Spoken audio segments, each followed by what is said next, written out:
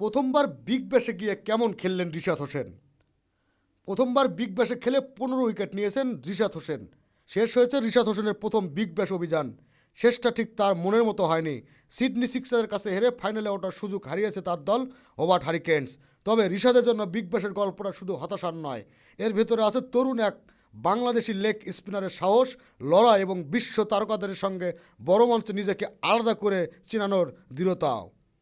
শেষ ম্যাচটাই দেখুন না, রিশাদ কিন্তু নিজের কাজটা ঠিকই করেছেন। কাল সিডনি সিক্সারের বিপক্ষে 4 ওভার বোলিং করে 33 রানে দিয়েছেন 2 উইকেট। আউট করেছেন স্টিভেন স্মিথ ও ময়েজেস হ্যান্ডিসকে, তাদের মতো তারকাদের। এরপর ব্যাটিংয়ে নেমেও 8 বলে 11 রানের এক ক্যামিও খেলে লড়াই করার চেষ্টা করেছিলেন, কিন্তু সিডনির দেওয়া 199 রানের লক্ষ্য ছিল পাহাড় সম। শেষ পর্যন্ত হতাশা নিয়েই মাঠ ছাড়তে হয়েছে রিশাদ ও তার দলকে। তবে হতাশার ভিড়েও উজ্জ্বল রিশাদের ব্যক্তিগত পারফরম্যান্স। অভিষেক আসরেই তিনি রেখেছেন সামর্থ্যর ছাপ, পরিসংখ্যানও দিচ্ছে সাক্ষ্য।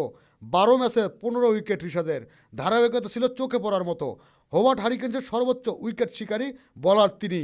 এমনকি সব দল মিলিয়ে একেবারে আসরের অন্য কোনো স্পিনার তার চেয়ে বেশি উইকেট নিতে পারেননি। সমান 15 উইকেট নিয়ে ফাইনালের আগ পর্যন্ত রিশাদের পাশে আসেন পার্থ স্করাস, বাঁহাতি স্পিনার কুপার নলি ও Adelaide striker leg spinner Lloyd Pope. তবে প্রথমবার বিগ ব্যাশে খেলতে গিয়ে রিশাদের শুরুটা ছিল বেশ নীরব। প্রথম ম্যাচে মেলবোর্ন থান্ডারের বিপক্ষে 3 ওভারে 18 রান দিলেও উইকেট পাননি। পরের ম্যাচ বদলে যায় চিত্র। মেলবোর্ন স্টার্সের বিপক্ষে 3 ওভারে 2 উইকেট, একটু রান খরচা হয়েছিল সেদিন, তবে আত্মবিশ্বাস এনে দিয়েছিল দুটি। এরপর যেন ছন্দে পেয়ে যায়। রেনেগেটসের বিপক্ষে 4 ওভারে 1 উইকেট, রান মাত্র 21। পার্থ স্কর্সার্সের বিপক্ষে 3 উইকেট নিয়ে হয়ে ওঠেন আলোচিত স্পিনার। এরপর হোবার্ট রেনগেটসের বিপক্ষে আবারও 2 উইকেট। মাঝখানে 2 ম্যাচ উইকেট শূন্য গেছে, রান খরচাও হয়েছে, তবে রিশাদ থেমে যায়নি। স্ট্রাইকার্সের বিপক্ষে 4 ওভারে 3 উইকেট নিয়ে আবারও জ্বলে ওঠেন। হিটের বিপক্ষে পরের ম্যাচে 2 উইকেট, শেষ ম্যাচে আবারও সিক্সার্সের বিপক্ষে 2 উইকেট। প্রতিটি ম্যাচেই ছিল অধিনায়কের ভরসার জায়গা।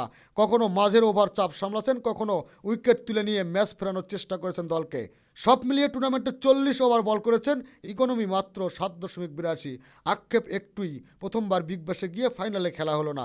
কে জানে হারিকেন্সের ফাইনালে গেলে হয়তোবা রিশাদের গল্প শেষটাও অন্যভাবে লেখা হতো।